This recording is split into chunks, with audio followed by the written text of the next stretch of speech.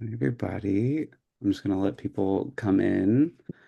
Zoom usually takes a minute to let attendees in, so give it about 30 seconds, something like that.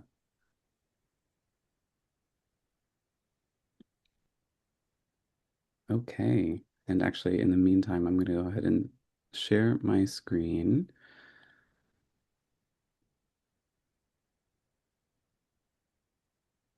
All right. Hi, everybody. Welcome. Hola. Bienvenidos, bienvenidas, bienvenides. Uh, I'm really excited to welcome you all here today for this really special webinar. My name is Ben Harris. I'm the Director of Communications at the International Center for Community Land Trusts, also known as the CLT Center. Before we begin, I'm just going to say a few quick notes. So I will say this in English and then I will say it in Spanish. Today's discussion will be in English with simultaneous interpretation into Spanish. To listen in Spanish on a computer, click the globe icon in the Zoom toolbar and select your language. On a mobile device or tablet, tap More. There's three little dots, and then select Interpretation and choose your language. Y ahora lo digo en español. Ah, hola, nuevamente, soy Ben Harris, soy el director de comunicaciones para el Centro Internacional para los Fideicomisos Comunitarios de Tierra, también conocido como el CLT Center. Antes de empezar, explico lo de la interpretación simultánea hoy. En su escritorio, haga clic en el icono del globo, elija su idioma y en su aparato móvil toque más los tres puntitos y después interpretación y elija su idioma. Y ahí pauso un momento para que elijan su idioma. And I'm just going to wait just a quick second as people get into their channel, hoping everybody's there. Listo. So, a couple other things. This session is being recorded and notes will be shared with all participants after the event, so don't worry. And just as as a brief intro, for those who may not know, the CLT Center was founded in 2018 to support the global movement of community land trusts and similar strategies of community-led development on community-owned land. Governed by a board of directors from 8 countries, we work as a bridge connecting practitioners across borders, a library preserving and sharing knowledge, and a think tank sharing innovative practices that support collective land stewardship. We also publish books and monographs under our imprint, Terra Nostra Press. So, today's session, the reason why we're here. Today's session will be will be a facilitated discussion moderated by Amber Khan. So thanks so much, Amber, for being here. Amber is an applied interdisciplinary disaster scholar focused on community-led solutions to the climate crisis, centering on community land use and policy, affordable housing, and preventing displacement and gentrification. In her role as a participatory action research fellow at the Unitarian Universalist Service Committee, she designs and conducts research on climate displacement, migration, and resettlement with Indigenous-led organizations. We've enabled the chat function for this webinar. Um, so please, I'm sorry, we've enabled the Q&A function. So please go ahead and submit any questions you may have throughout the entire webinar. Following the discussion, there will be a short Q&A so that you can ask questions. But yeah, without further ado, I'm going to turn it over to Amber. Take it away. Thank you so much, Ben. Thank you so much, Ben, for that introduction. So today's webinar brings together 3 leaders from Indigenous-led Community Land Trusts, or CLTs, who will share their knowledge and experiences with us. We'll focus the discussion on how ongoing capitalism and extractivism has disconnected humans from our non-human relations, and how CLTs might serve as a step toward decolonizing our relationship to land, returning sacred land to Indigenous stewardship, resisting disaster capitalism, and how Indigenous and non-Indigenous people can work together under CLTs to support decolonial approaches to land stewardship. After I introduce our panelists next, we'll start with an introductory question, and then Norm, Karina, and Autumn will give background presentations on their CLTs. And we'll then have an interactive discussion for most of the webinar where the audience can drop questions into the Q&A box, like Ben mentioned. And then Ben will wrap up the conversation with some next steps. So to begin, I'm excited to introduce Norm, Karina, and Autumn, our wonderful panelists today. Norm Leach is the president of the Downtown Eastside CLT in Vancouver, Canada, where they grew up. Eastside CLT focuses on an Indigenous relationship with land that is sustainable, responsible, and healing. This can help preserve affordable housing by sheltering property from the global market that is increasing housing costs around the globe. Norm speaks widely on intergenerational trauma due to colonization and draws on his personal life experiences to inform his current work on several boards and committees. Next, we have Karina Gould, who is the co-director at Sogorea Te Land Trust in Oakland, California, originally the village of Huichin, and the tribal chair for the Confederated Villages of Lishan Nation. Sogorea Te is an urban Indigenous woman-led organization within Karina's ancestral territory. Through practices of rematriation, cultural revitalization, and land restoration, Sogorea Te calls on Native and non-Native peoples to heal and transform legacies of colonization, genocide, and to do the work of our ancestors and future generations are calling us to do. And then last, but certainly not least, Autumn Nash serves as executive director of Lahaina Community Land Trust in Hawaii, where she nurtures a long-term vision of a community-owned land base that redefines homeownership and economic systems outside of extractive capitalism and more in accordance with Ike Hawaii, the values and wisdom of this place. She has worked on many land, water, and agricultural justice issues from a systems change lens, working arm in arm with community to take those systems back in ways that build local power and collective well-being. So to start us off with the conversation, my first question for all of the panelists that are joining us today is, could you describe briefly what the relationship between humans and land was before colonization in the region that you call home? Norm, you can start if you'd like. Oh, well, I address this in a land acknowledgement that I usually do, where I explain that the land is not property. She is our relative, our ancestor, our first and our greatest grandmother, and she has gifted us everything that we or our ancestors have ever eaten or drank or used as medicine or shelter. So if you consider someone who gifts you everything forever without limit or condition or interruption, that's the definition of love. So we know the land loves us more than we can imagine or even explain. So that's the relationship that we have with land, that we owe her more than everything, to the duty to protect, to manage, to use in a good way, and to defend her when necessary. So that's an original relationship with land. We never really turned her into property. Hope that makes sense. Yes, definitely. And kind of the big question in our chat today is, how do we unlearn property and land and those ideas that have really been imposed on all of us? Autumn, do you want to speak next? Sure. Yeah, I'm a settler to Hawaii doing this work alongside and with the permission of the Kanaka Maoli of this place. So I actually reached out to some of my board members to see what their words to answer this question were. And as I was taking notes, I realized that everybody almost said the exact same thing verbatim. And with it also really echoes what Norm said, and that is that the relationship between Aina, or land, and the people of this place is one of elder sibling or a grandmother, just like Norm said, and that they have a responsibility to Malama, to care for this place because it's what feeds us. Yeah, it echoes a lot of what Norm said, that the perception of family here is inclusive of land, forest, and all living organisms. It's a living, breathing thing, just as real as a child or grandmother to us, not to be bought or sold, clearly. And the last thing that both of them said, almost verbatim, was that our identity as Kanaka is defined by our relationship by being a family unit with land, kalo, which is the staple food of this place, and akua, or God. I believe that, I think that's the commonality here, but I'd love to hear what Karina's gonna say.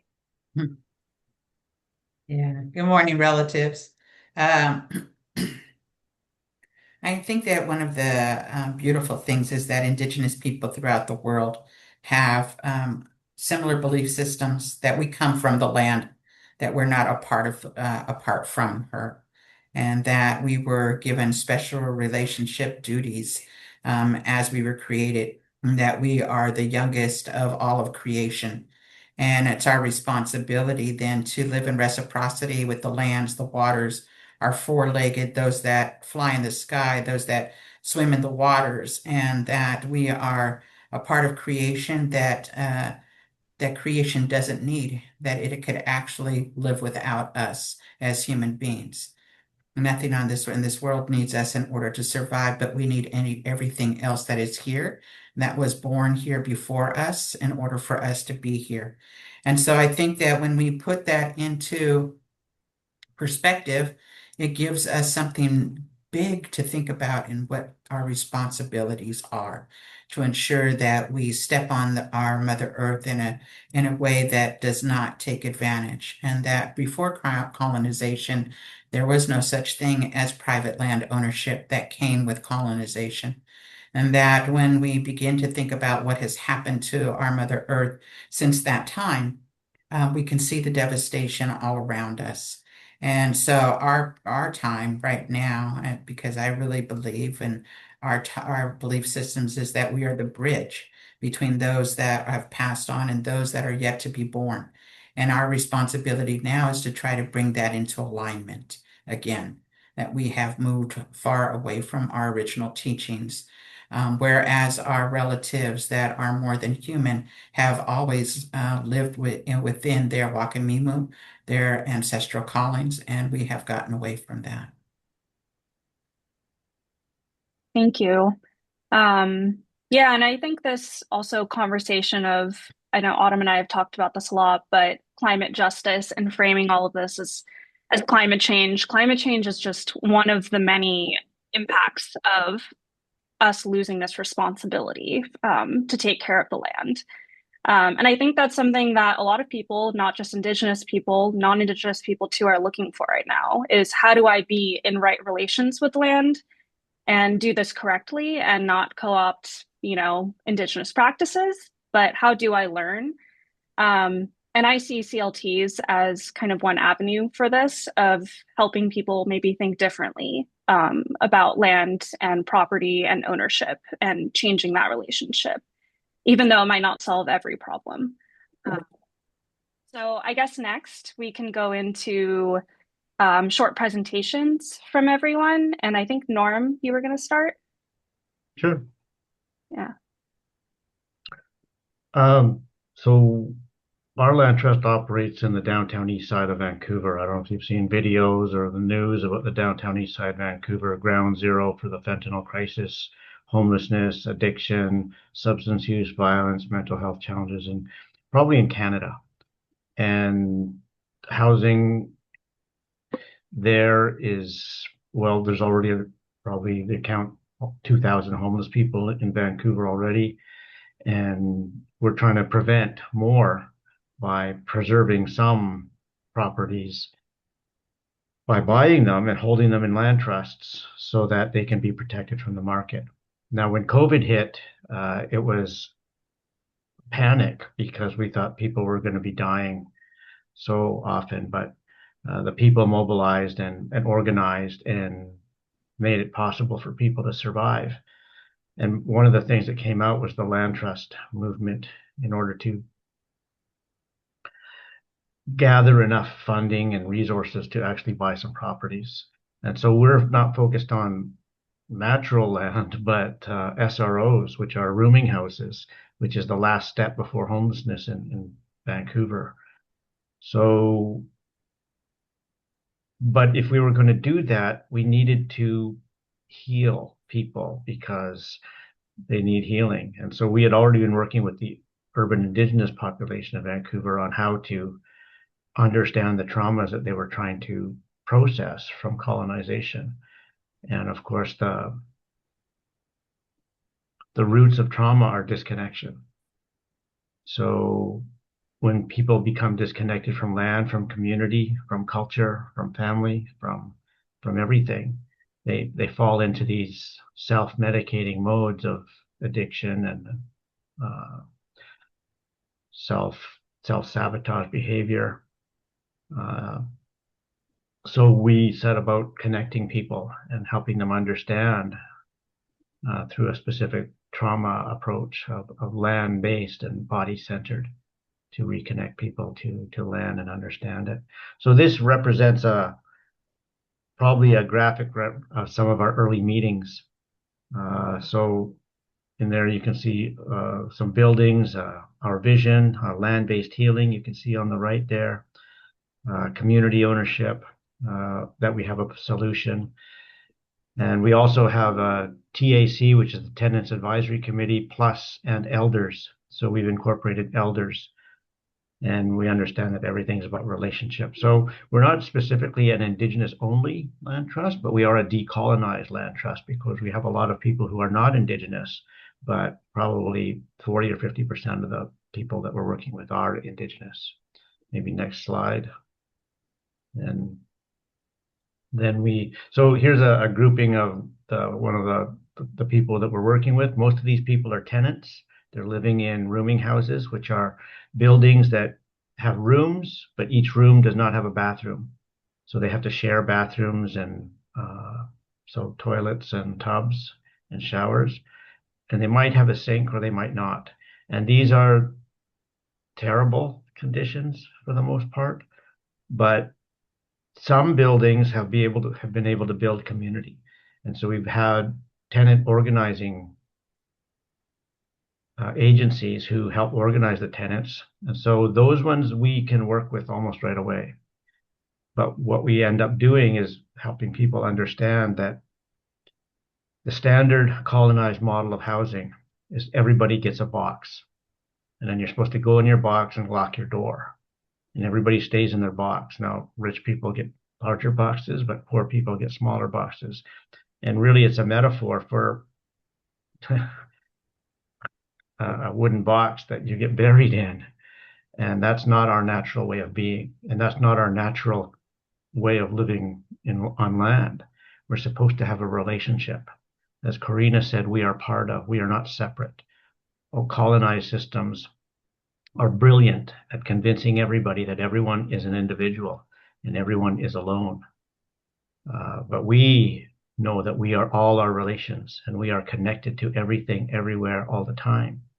And so we break that illusion, that myth, that lie that everyone is alone. And we have been able to teach people how to let their bodies remember what they're supposed to feel connected to everything, everywhere, all the time. And so once they do, then they understand that they have responsibilities not only to each other and to people and to society, but also to the land. And once they realize that, then they start coming together, and then we work in circle to help them have conversations, to process things, to make decisions, so that they will be responsible tenants once we take control of these properties.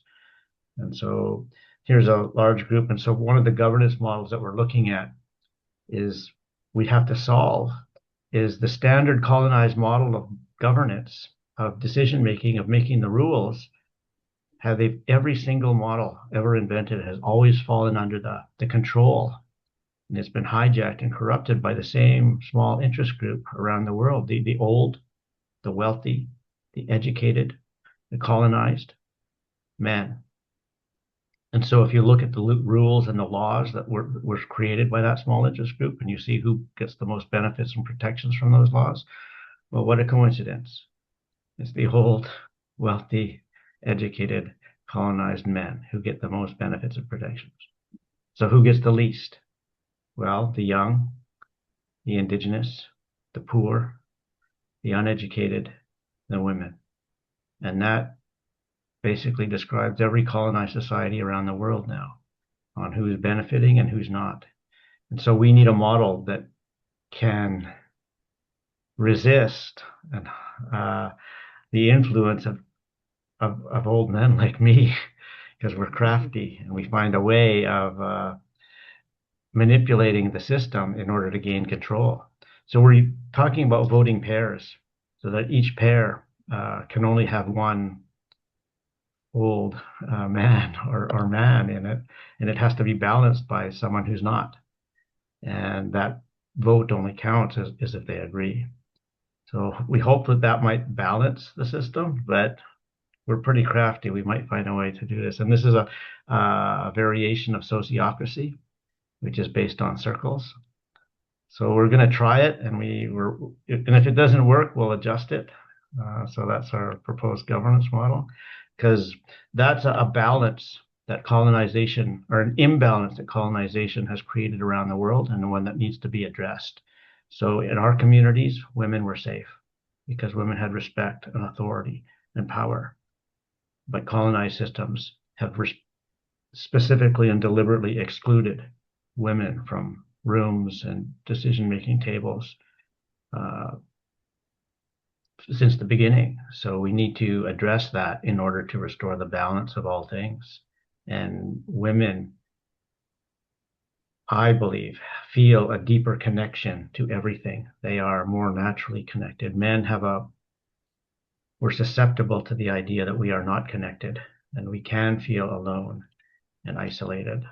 And that creates fear and terror, which then causes us to behave in terrible and toxic and violent ways.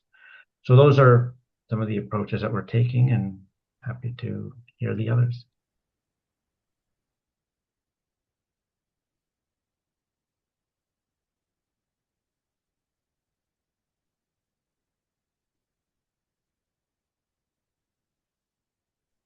Thank you so much, Norm. Karina, did you want to share your slides next?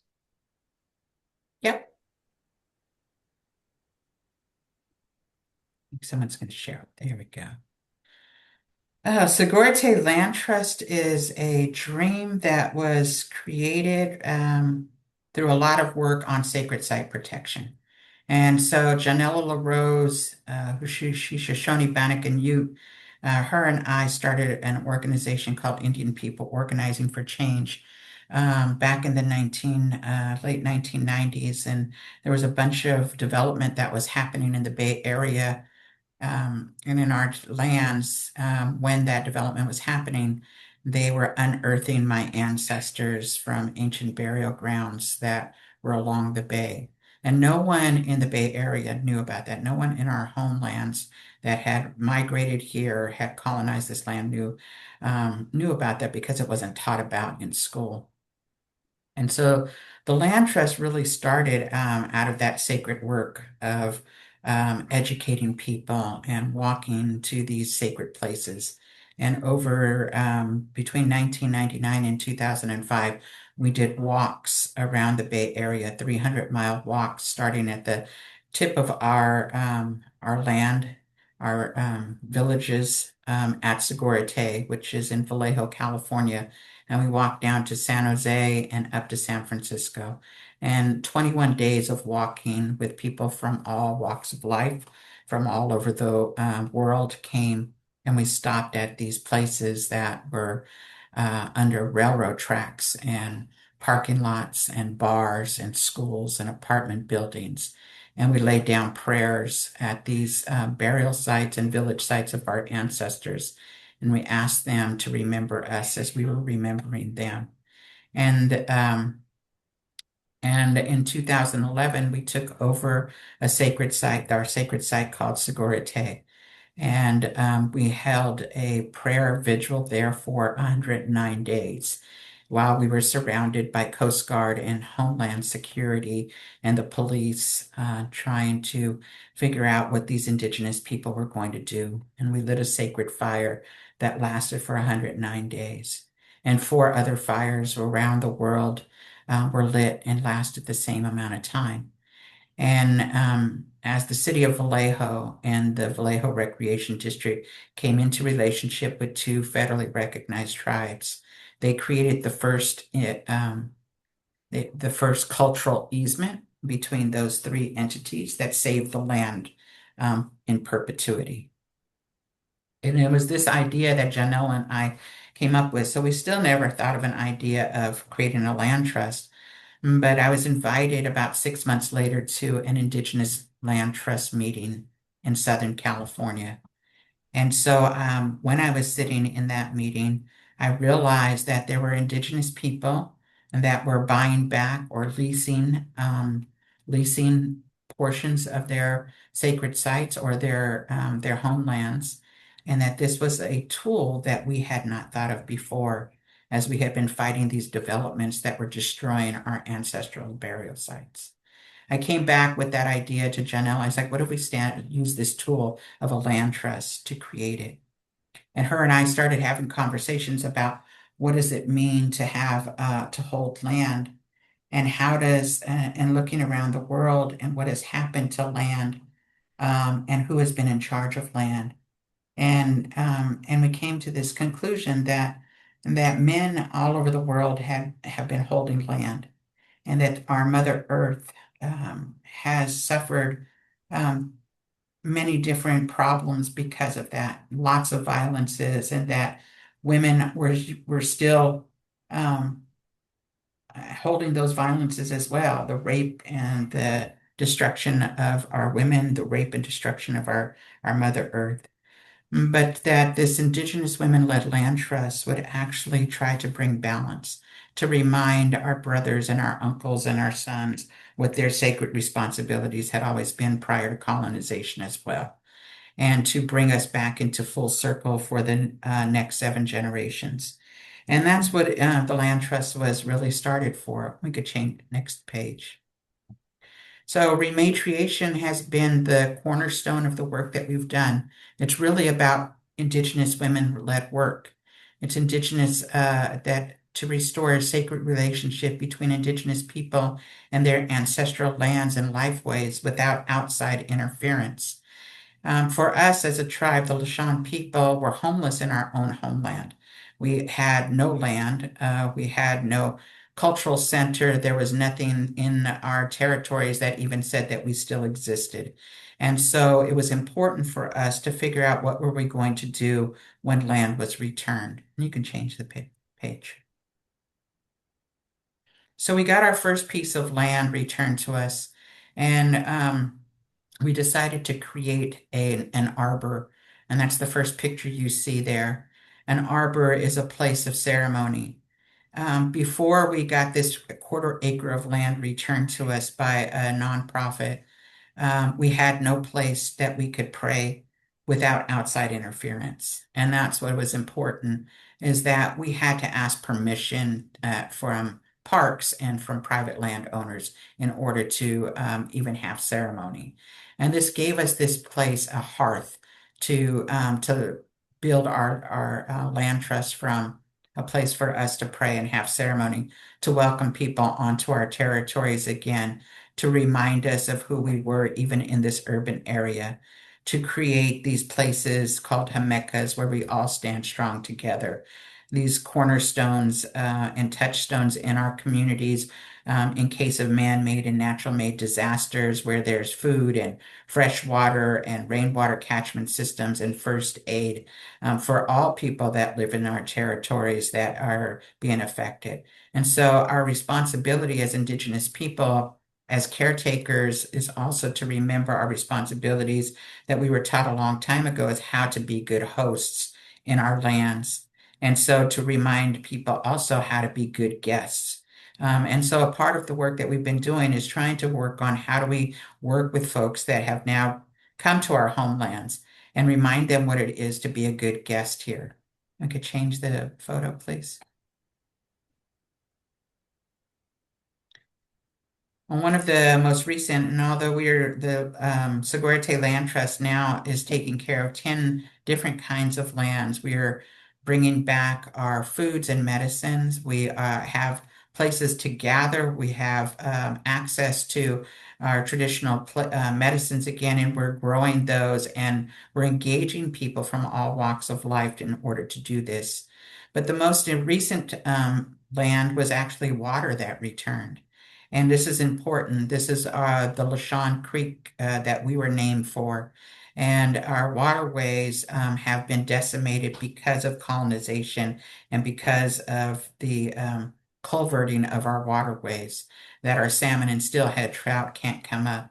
And the importance of getting this 3 acres of waterway returned to us is to re-engage in the water, but also to hold accountable all of those that are above this, where this water comes to, so that we now have a voice to be able to say, you need to make sure that when water comes to this place, that that water is free of pollution, that it's free of damages, so that our salmon and our steelhead trout can come back.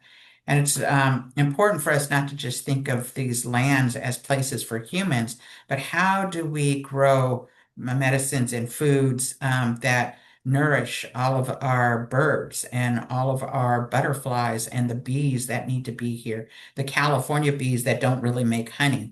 How do we do that? How do we make sure that we're taking care of everything that has taken care of us for thousands of years? And you can change it. We have a piece of land that was returned to us in the Oakland Hills. It's the first piece of land that was returned to us by a city to a non-federally recognized tribe through a land trust. Those 4 acres of land is a part of a 500-acre park in the Oakland Hills. The entire 500 acres is not taken care of, and it's really fire. We're trying to make these 4 acres fire resistant, so that the city of Oakland can learn from this piece of land, how to tend to the rest of it. We're hoping to engage the public in education to remind them where they are as we sit up on top of this hill that overlooks our bay, that people can come and learn about the resiliency of our people as they sit underneath this traditional basket, and are able to engage in land and waterways again. And we can change that one. And we're taking care of a community garden where folks had been taking care of this land for 30 years, and it went up for sale. And what we did was that we purchased this land through a donor, and we didn't tell the people that had been taking care of the land that they had to leave, but we engaged them in taking care of the land in a different kind of way that nourished not only their own family plots, but nourished the entire landscape for people and birds and butterflies, and the California bees to come back. Penontak in our language means a place of the bees.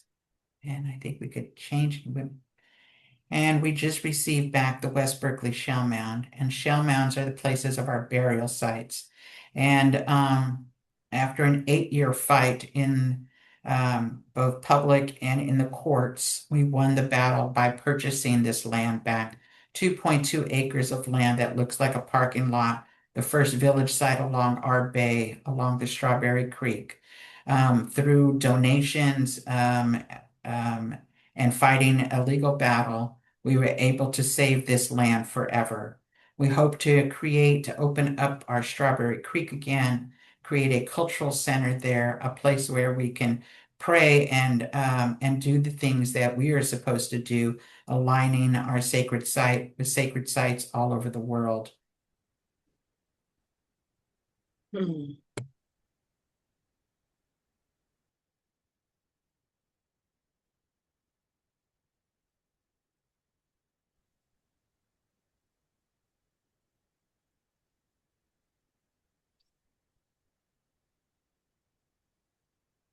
Amazing. I really love, so there's like a weird lag in between, so little awkward space, but I really love the educational aspect that you highlighted. And we're going to talk about that later about ways for non-Indigenous people to engage in this work. And I think that's really important. Autumn, did you want to start sharing your slides next? Yes, I accidentally pushed the close button on that slide thing. So I'm just trying to find it again. If one of you has it handy, I would. Yeah, I'll pull it up, Autumn.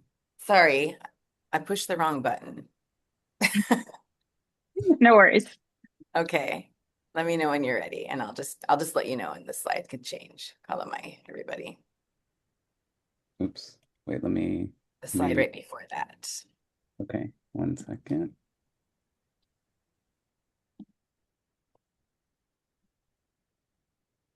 Mm, okay, and then there you go. Thank you. Thank you so much. Apologies for that. First of all, before I go into mine, I just need to thank Karina and her entire ohana. Early on, when Lahaina Community Land Trust was just trying to figure out if we could do this, like right after the fire, we had the opportunity to visit Karina folks at Pinantok and the Shell Mound, and you guys gave us the confidence and the support and the love, telling us that we could do this. And then when we visited your Shell Mound, we talk about that visit often in our team. And so I just really mahalo you for giving us the courage to do this work. I don't know if you understand what a big deal that was, but I hope you do now. Um, so, um, I'm going to give you a quick little background. Hawaii, for those who don't know, has been under the belligerent and illegal occupation of the United States since the overthrow of the Hawaiian Kingdom by American plantation executives in 1893. What you're looking at is our current economic situation right before the Lahaina fires from 1893 until recently. In the beginning, plantation interests ruled, diverting land and water resources into extractive profit engines. Over time, the plantations shut down and the plantation interests evolved into a new kind of colonizer that is real estate development and tourism. And those continue to exploit Hawaii today. Its land and its people, both for profit, while Kanaka Maoli, the original people of this place, continue to be pushed out of their homelands. Besides the stark economic reality that's being presented here, it has also resulted in extreme drought conditions, degraded ocean ecosystems, a housing and homeless crisis that has been deemed a state of emergency and just keeps getting worse, while the wealthy and the tourists continue to live their best lives in paradise. This is all of Hawaii's story, Lahaina included, especially Lahaina. Next slide, please. For almost 150 years, the root of most of these problems is land ownership. Profit-driven landowners set to extract wealth from land at all costs, and a government who is beholden to those landowners' interests, their property rights over all else. And for generations before the fire, this community fought against those forces. Next slide, please. And then August 2023, a fire started in Lahaina that was stoked by the Ka'uaula winds. These are not climate change winds. These winds are well known in old history books to visit West Maui every so often, causing some damage. But this time, the Lahaina they visited had been so sucked dry by colonization and greed, there was no moisture, no water, no green to fight back.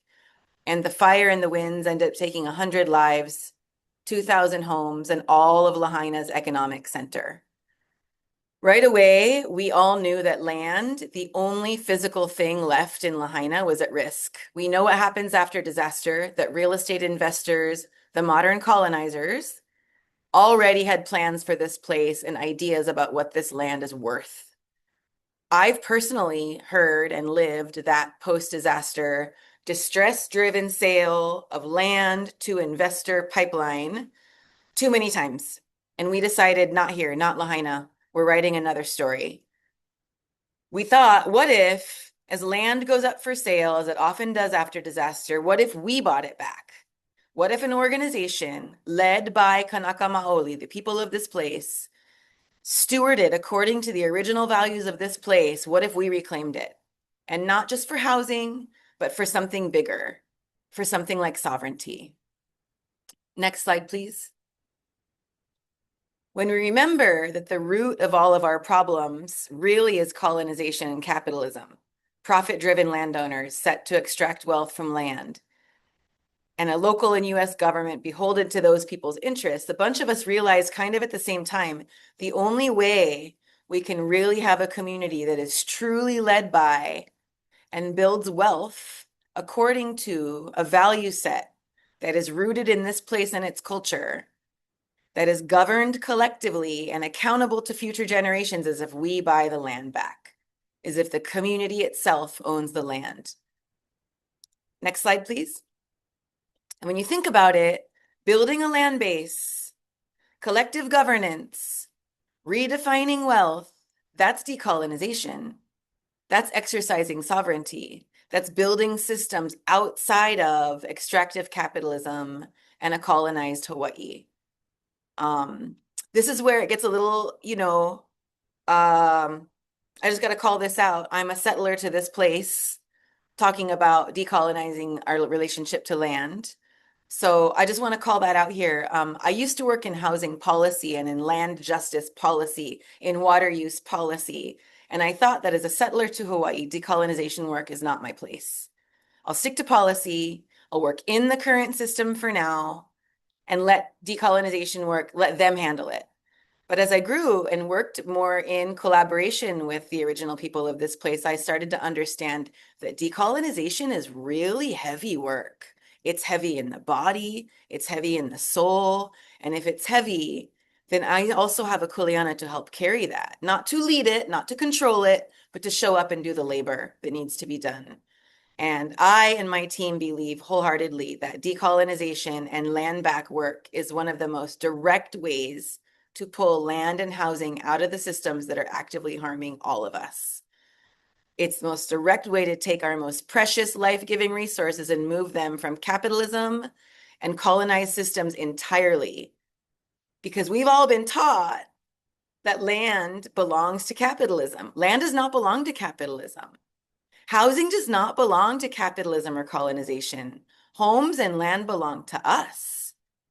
We can take them back and we can return them to something better, and we don't have to ask the system for permission to do it at all. We just got to do it. Next slide, please. We all have agreed here in this community that decommodifying land in the right ways is decolonization.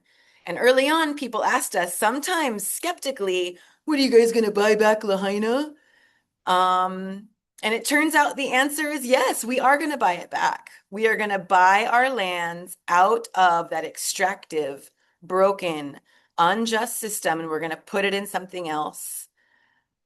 We have a sister land trust, Molokai Heritage Trust, and Auntie Jan said something a couple of months ago in public, and she said, I would pay any price to get Aina or land back, just as I would pay any price to get my tutu or my grandmother back. And so I started to riff on that a little bit. If you could go to the next slide.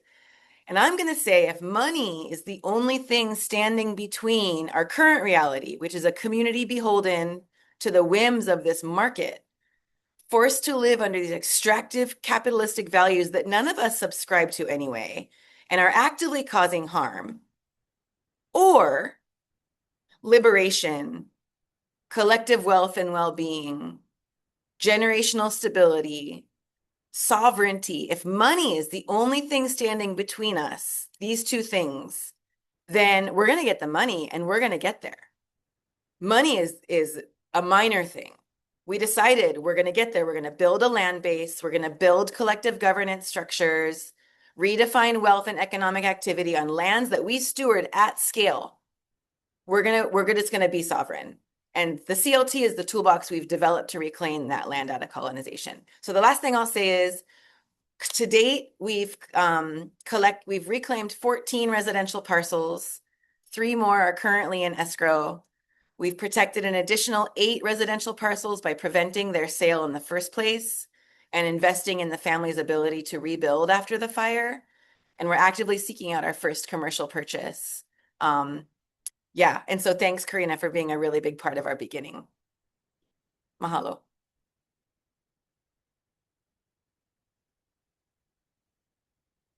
Amazing.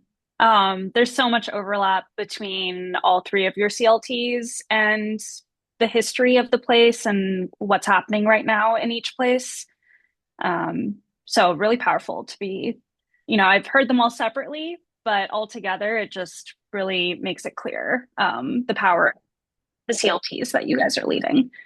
So the next part of our webinar is an interactive discussion. And Autumn, I think a lot of points that you made lead really well into the first question. I'm going to drop it in the chat just so everyone can read it. That always makes it easier. So there is an increasing interest from non-Indigenous people to be in right relationships with the land. How is your CLT approaching this collaborative decolonization process? And do you have tips for others who may be starting this work? How do you envision the CLT movement playing a part in learning and unlearning land as property? And I know you all talked on this to like a certain extent in your presentations, but I saw one question in our Q&A already from someone who's interested in how do non-Indigenous people kind of approach this work. Again, everyone has a part to play in decolonization, but it became hard to start. So anyone have some initial thoughts? Sure. So because I also work in settlement with newcomers and immigrants to Vancouver, we understand and have realized that they arrive on our shores because of colonization back in their territory. So they understand colonization, and we understand we are some of the last colonized people here. Like it's been barely 200 years since Simon Fraser floated down this river. So we still remember before, but most people don't have a memory of before colonization. So we help them remember and that they had an ancient relationship with land before colonization for thousands of years. And that was much like ours, that land loved them and they loved it back. And that's the natural relation, as Corina said, to feel connected all the time and to be part of and not separate. It's colonized systems that have convinced people that they're alone and isolated and powerless.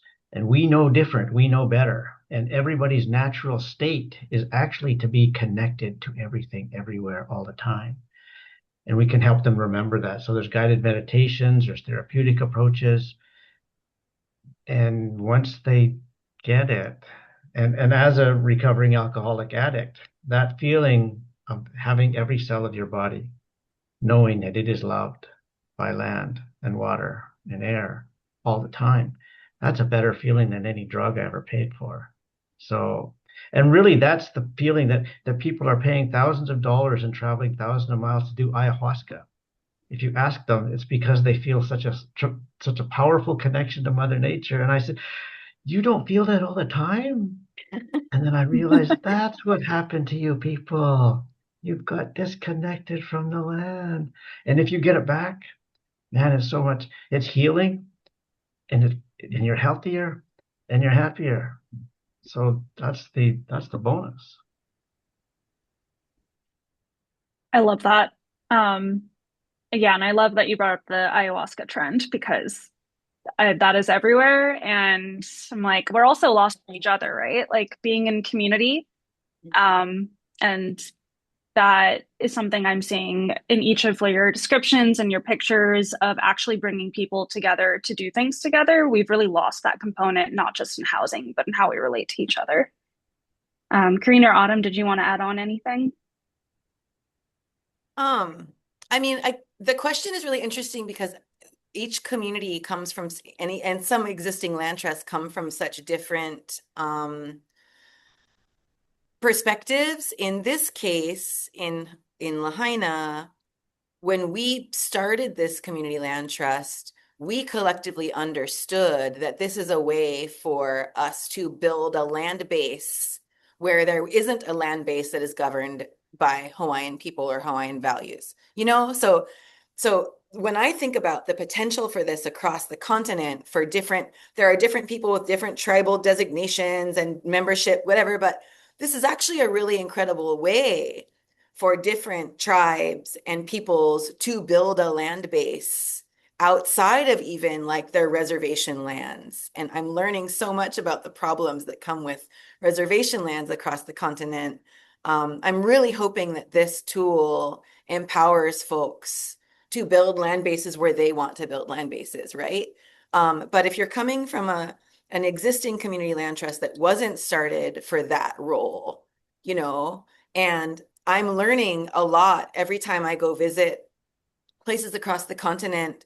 I'm learning that in Hawaii, we're quite fortunate, and it's maybe rare that the people of this place, the original Hawaiian people of this place, and the settlers mix up all together because Department of Hawaiian Homeland's neighborhoods is just right there. And I'm learning in other places, the reservation or tribal lands is so far away that it's not uncommon in a lot of areas for community land trusts or people to not have any regular interaction with tribal or indigenous people of that place. And I honestly wonder how that bridge gets gapped on my own time trying to figure that out. But the one thing I'll say is we see people, even non-indigenous people interacting with the land trust, when we give them new language to talk about land ownership, giving language alone that the point of owning a home is not equity. The point of owning land is not return on investment. There is another way to look at it. The language alone is active decolonization work, even if we don't call it that. You know, yeah. I think that this is multiple questions. It's not just one, and it's a whole thing we could do about this. But I think that land trust movements now is different.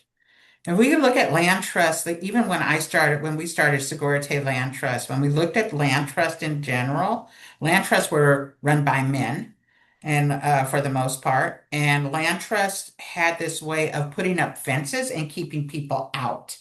When we're looking at indigenous land trusts right now, it's about welcoming people into the land again and not putting up those signs of no trespassing, right? That about breaking down fences, about trying to engage people back in the land. I think that we saw a number of people across the world that during COVID that was trying to figure out how to engage in land. That we got so many people that called us to ask us if they can volunteer on the land because intrinsically human beings understand that they are supposed to participate in the land. That Western science caught up with us again and understands that when human beings put their hand in the soil, that it changes them, that our endorphins wake up, that we feel healthier, happier, mentally, physically, emotionally, spiritually, and that that's for all human beings. And that there were seed places that were running out of seeds because so many people were trying to buy seeds and plant gardens and do things, right? Because people understood that, whether consciously or unconsciously, that that's what happens. And that these land trusts that we are creating, that we have the blessing to be a part of, helps people to come back to that land in a bunch of different ways. And so having access to land, even as Indigenous people, we had no access to land. I grew up here in Oakland. We had no access to land. And sometimes we lived in apartments and had no yard to even have access to that. And so how is it that we open that up? And I think that that's the beauty of it, even in urban areas, that we could have places that have access to land. And I think that that's the important part of decolonizing people is that it's not just a park you can go to that was set up, but there are other places that you can engage and you can begin to grow California natives. You can begin to look at that. And then creating other kind of mechanisms to give land back. Now, that's a whole idea of like, how do you just give land back, right? And I think people are really freaked out about the land back movement. Well, if we give away all the land, where are we supposed to go, right? Well, we know that you're not going anywhere. And we also know that we've had conversations with people that can't go home. And there's also people that don't know where home is. And so if you're going to make your home here in my territory, then you have to understand that your responsibility is to live in reciprocity with the lands and waters and airs that actually feed and are regenerative to you and your family. It's your responsibility to make relationships with the First Nation peoples on whose land you're on. It's important for us to work through this together because it's not just going to save our people, it's going to save all people and all relationships that we have with all of our relatives that are more than human. Yeah, and that really goes back to what Norm was saying earlier about this individualism, this me, and unlearning that me. And part of that is people being threatened by this idea of being kicked out and displaced, like colonialism has done to others. Um, so I don't know if you want to talk any more about that, but I heard um, Karina talking a bit about different like mechanisms for land back. And one thing I wanted to bring up was the idea of a land tax. And I've talked to a few Indigenous-led CLTs that have those. And I'm curious about your thoughts on that as a method. Well, there's many, many methods, and colonized systems, boy, they're sure good at creating new laws and new tools to impose power on people and to limit our options, but they left loopholes. So we need to understand how, as I often say, diabolically ingenious these systems of colonization are. They thought of everything, they covered every base, but they left loopholes. And the rich are using them. The REITs, the billionaires, they're using those loopholes to buy this land. And so we need to understand what those are and use them. Well, I say we need to learn how to disrupt them, hijack them, and hack them, and use them for the people instead of against the people. So we're actively doing that, finding those loopholes. So CLT is one loophole, but if we need to be a co-op, we'll be a co-op. If we need to be a nonprofit or a charity, then we'll do that. Whatever means necessary to disrupt these systems. But you've got to be aware of the systems, the written laws, the education system, the entertainment industry, each one, and there's dozens tools of colonization, but we got to understand them if we're really going to figure out how to disrupt them and hijack them and hack them. And so, but the more you notice, the more you can't notice or can't not notice.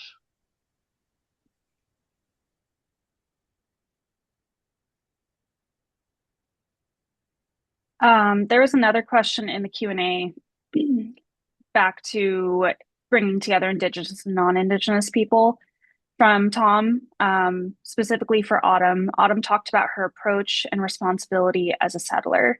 How do you view the role of collective power and bringing together Indigenous and non-Indigenous, oppressed and advantaged, etc., in your CLT, but still rooted in your own values?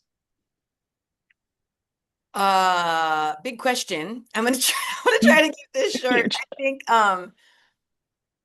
first there's a lot of positionality and a lot of willingness to be uncomfortable and to have awkward conversations about what is my place here, and being willing to hear that you need to step back. As a settler, you need to step back. And also being willing to, even if people aren't telling you that, reading the room, right? So there's a lot of like questions, even like logistically, hey, this media request came through. Is this appropriate for me to take or no? Like, you know, those kind of and sometimes the questions are awkward, but also like, for example, how the Lahaina Community Land Trust is structured.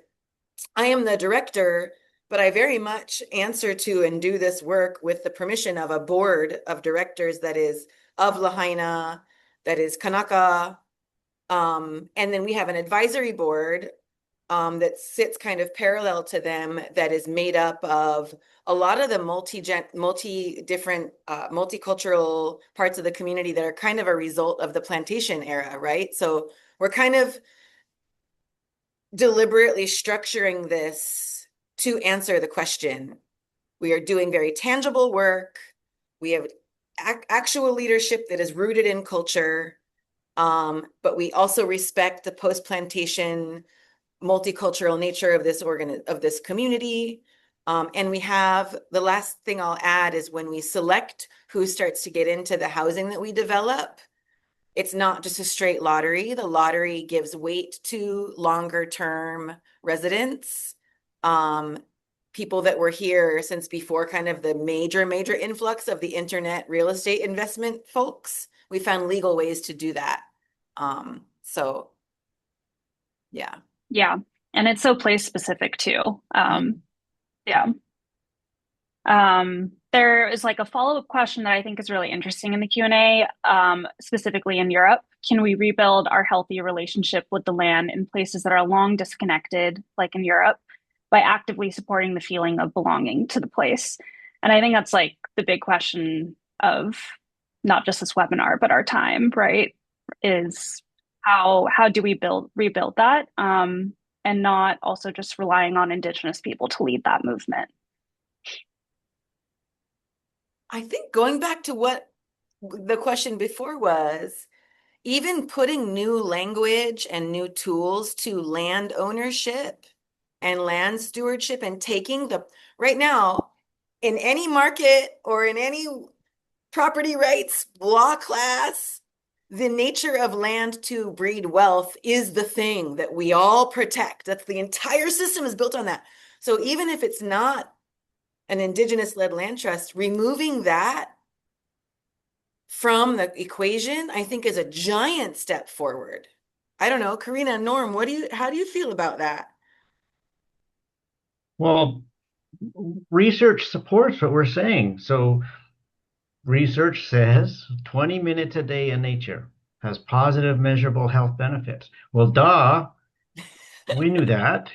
So disconnection from nature is traumatic.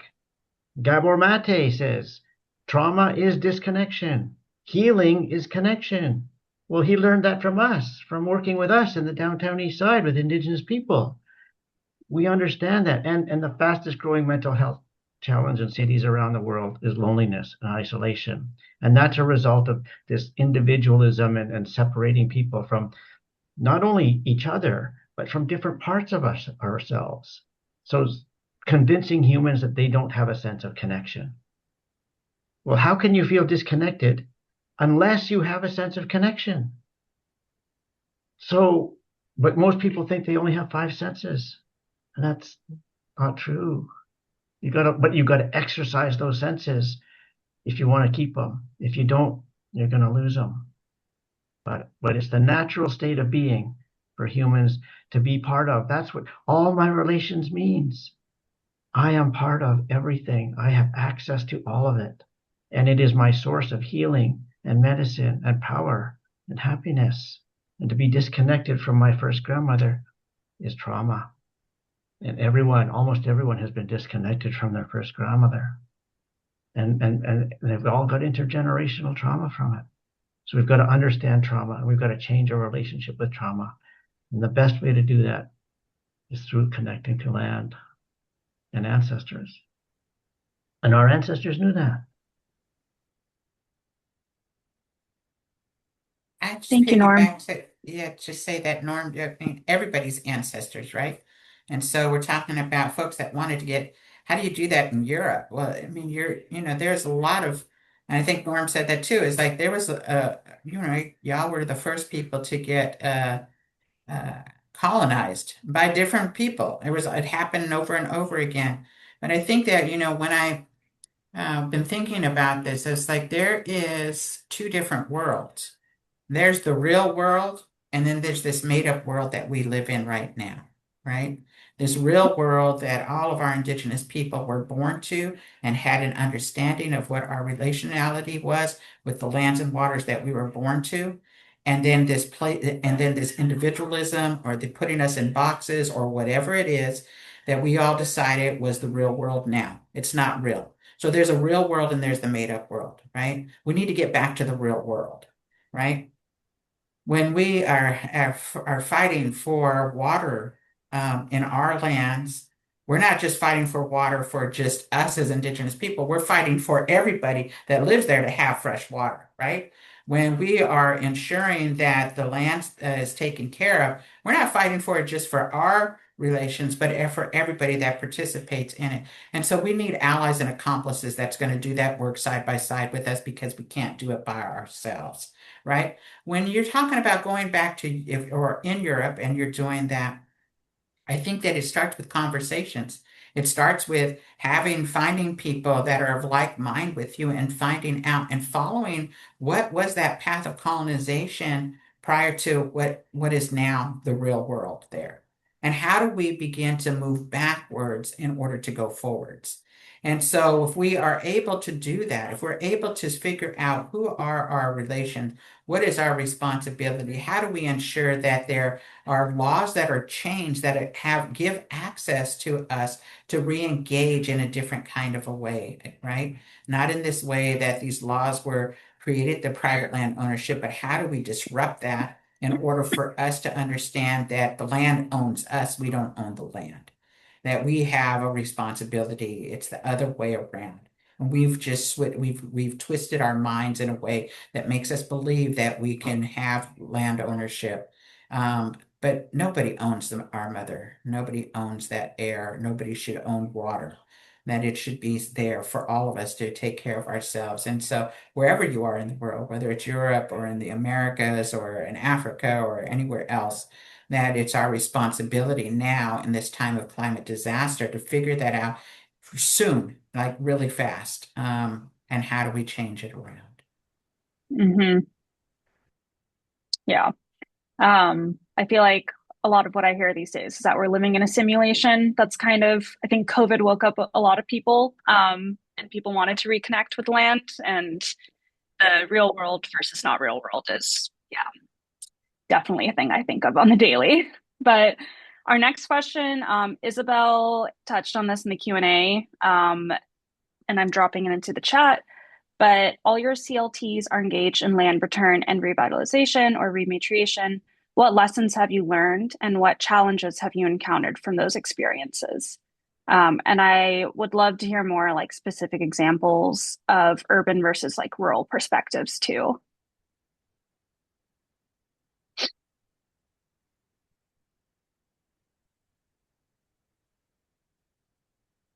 Well, the system is ingenious in that it, by its design, resists change and reform. Right? It doesn't. It's not even a person. There's not even a person whose job it is to protect the system from change. The system does it all by itself. It's so learning to recognize it, and also learning that it's not yours. I don't know how does anyone defend any of these systems? We don't. The more you see it, the more you just have realized that it's harmful, and that the path to healing and health is through the land, and it's supposed to be our natural state. So our ancestors knew that to be born human on Earth, you already received the gift. You won the lottery of the universe to be a human being on this planet because you got a mind and a body, and you got all these experiences, and you get it for a little bit of time. You get all these people and this food and this planet, and really all we're supposed to do is take care of the place. You get all this. You get the love and the happiness and the joy and the laughter and the companionship. Yes, there's some grief and some sadness and some heartbreak, but what a journey we get. And our ancestors woke up every morning just grateful for the opportunity to be a human being on this planet. And it is the lottery win of the universe to be a human being on this planet. And someone convinced us that we should want more. We should want different, that we should want what that other person has. And our ancestors knew different. They would just rather be happy. I'd rather be happy than miserable. And the path to that is through the land and connection.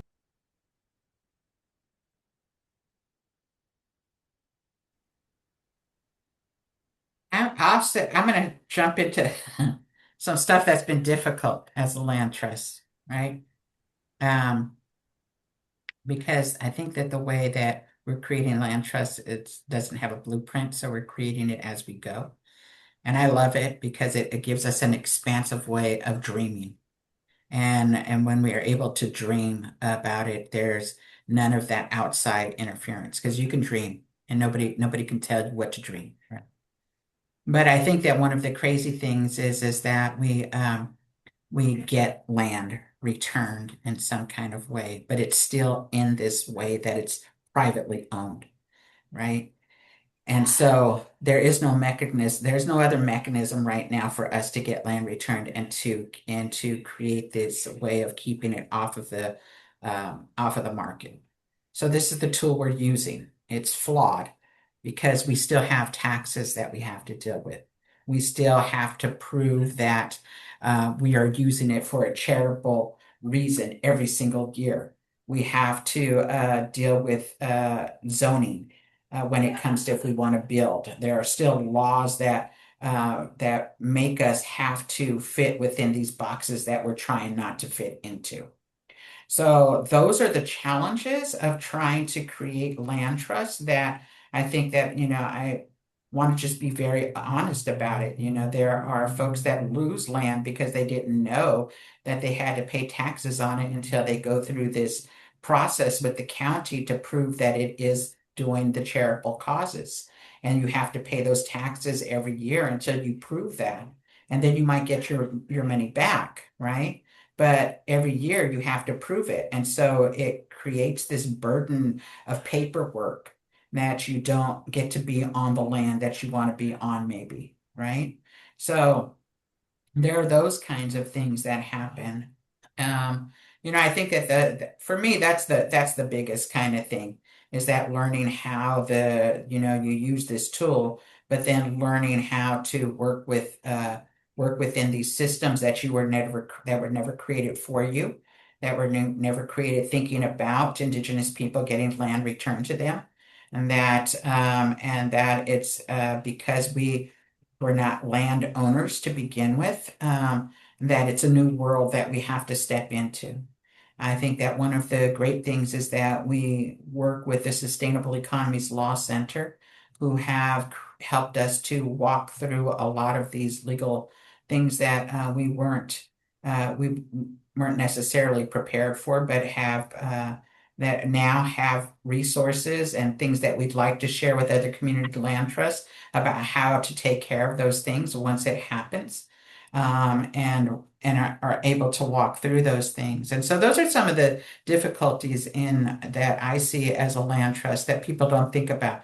We see all the beautiful things on our Instagram and Facebook of people engaging in the land, and all of the beautiful people that are supporting the work that we're doing. But it's the behind the scenes work of having to set up a system that actually falls within the system that you never wanted to really play in, because you're really trying to figure out how to free the land and engage the people.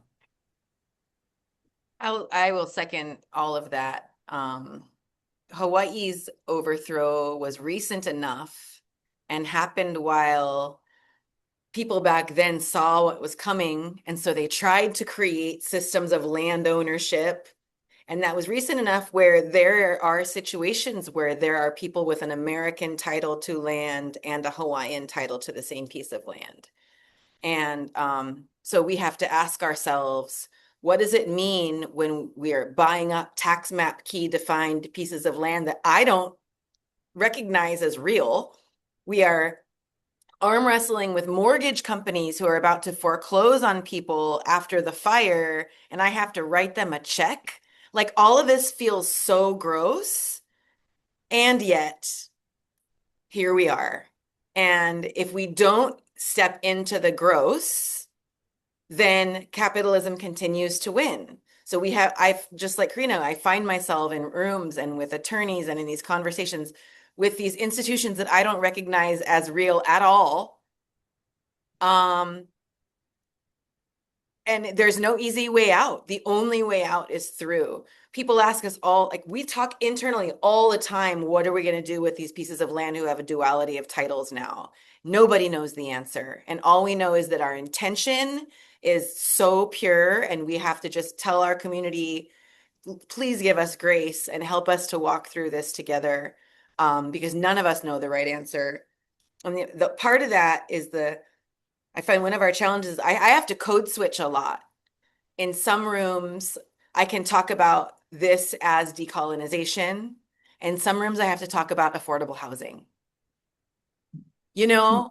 And some rooms are not ready for the other.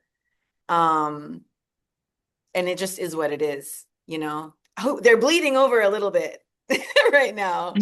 Um, but Yeah, the bureaucracy is everywhere. It's a big thing I've heard from every CLT I've chatted with about getting things done.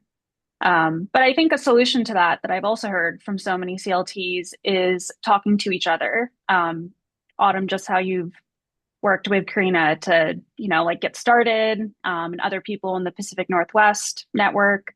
So I think there is this growing movement of like talking to others. And Norm dropped this in our personal chat, but the Canadian Network of Community Land Trusts, for example, is another resource. And he also dropped a snarky comment I really loved about government and funders pretend they don't know what land trusts are, but the oldest land trust in Canada is a system of Indian reserves. And same in the US of the reservations. So yeah, bureaucracy. It's a lot, but there are opportunities to learn from each other. Um, we're about 10 minutes away from the end of the webinar, but there is a rapid question from Nat that I really liked, and I'm going to drop it right now for everyone. And it's, what is the role of CLT networks, international, national, regional, in supporting a community land trust movement that is decolonized? Discussions like this are great, but how do we push the movement further in this direction to make real change?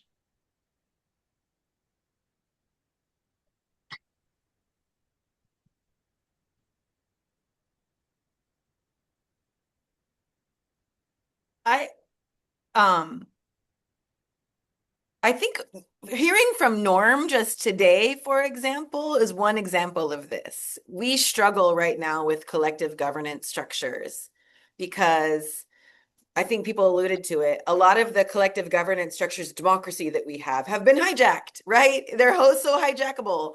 And like the community land trust model of like having open membership and all that, and everyone has the same vote.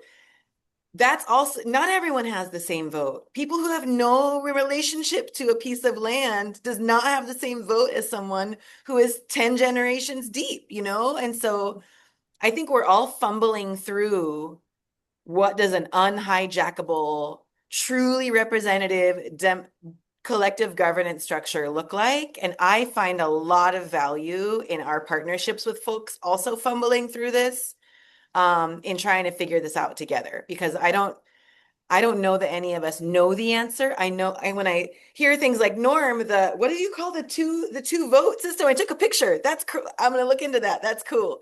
But I think that's one way we can really push this forward, is just by being real with each other about where we're fumbling through and fumbling together, you know? I agree. I also want to say that it's been interesting that we have created this Indigenous Women-led Land Trust, and all of the people that have held land trusts in our territory are won't reach out. So there's an interesting thing that I see, that folks that have had community land trusts for a long time, those folks that I talk about that put the fences up and keep people out from engaging, that there is a need for them to continue to hold that land and not to engage Indigenous people on that land, even though we're doing a great job in educating folks, that still hasn't happened. And I think that, when we are looking at creating community land trusts, it's like, what is your responsibility, not just to hold land and to take it off of the speculative market, but what is your responsibility to engage Indigenous people that have been taken off that land and have not been able to engage because of colonization? And so maybe you have the mechanisms or the funding in order to buy land, but then what's your responsibility to make sure that you and not only engage, but that you co-manage that land with Indigenous people, and that you bring Indigenous people back to those land places, whoever that might be, and even folks that are in Europe, to find those people that are been doing this work, because there are, I promise you, there are people that are doing that work out there. Um, and I think that, when we're doing, that's the ideally the partnerships is that, and also, sometimes you have to create partnerships and not really know the partners that you're building with, but that you have to have some inkling of hope and trust and that the future generations that you're going to leave this behind to is going to continue to build that relationship. I think we need to not think of ourselves as saviors of land, but to remember that the land is saving us and that we're bringing ourselves back to her in a humble way, to say, that we want to come back and that we should not put up those fences, metaphorically or physically, but that we need to do this in order for all of us to survive. And so I think the centralized agencies or organizations have a 10,000-foot view of multiple land trusts and can introduce land trusts that might be able to complement each other. Like some might have experience that could benefit another. And I envision that three-headed creature in Men in Black that keeps an eye on all the screens all at once and knows where everyone is all the time. And so the Canadian network sort of plays that role for land trusts in Canada and introduces us and helps organize the Indigenous land trusts or the ones that are rematriating so that they can share information and support each other. But everyone's at a different place, even in decolonizing. So I've been successful in helping all people remember that they have a family history of before and to imagine what it was like for those ancestors when they got pushed off their land and they were separated from their original land and what that must have, the trauma they must have felt, their ancestors. And if they could ask them, was it better before or after? Usually the answer is before. And we still remember before. So we know for a fact it was better before colonization. Like our lands, the forests were the biggest in BC. The salmon runs were the biggest in BC. The caribou herds, everything was the biggest because the people took care of it. It was better than new. And where are the forests now? How are the salmon now? Where are the buffalo now? So we're ready to declare this experiment a failure and help teach people there are way better ways. These colonized systems, they don't work for anybody except for the people who write the rules. And that's not us. Yeah, and getting us back to the real world as soon as possible is the goal. Well, we have 5 minutes left, so I'm going to pass it back to Ben to kind of wrap up. But thank you all so much. It was such a great space to have all three of you in one room, one virtual room. Thank you. Hi, everybody, and thank you so much. Thank you so much, everybody, to you on screen. Thank you, Amber. Thank you, Karina. Thank you, Norm. Thank you, Autumn. Muchas gracias a Claudia, the interpreter. And just thank everybody for joining in this discussion today. Right after this, so stay connected just a few more seconds longer. Once we close the webinar, a pop-up exit survey is going to come. We would love your feedback. Anything that you have would be great. And if you don't get a chance to do that, you can do it via email. So for now, thank you so much. I hope you have a great rest of your day, wherever you are. Good morning, good evening, good afternoon. And thank you so much, everybody. Have a good one. Mahalo.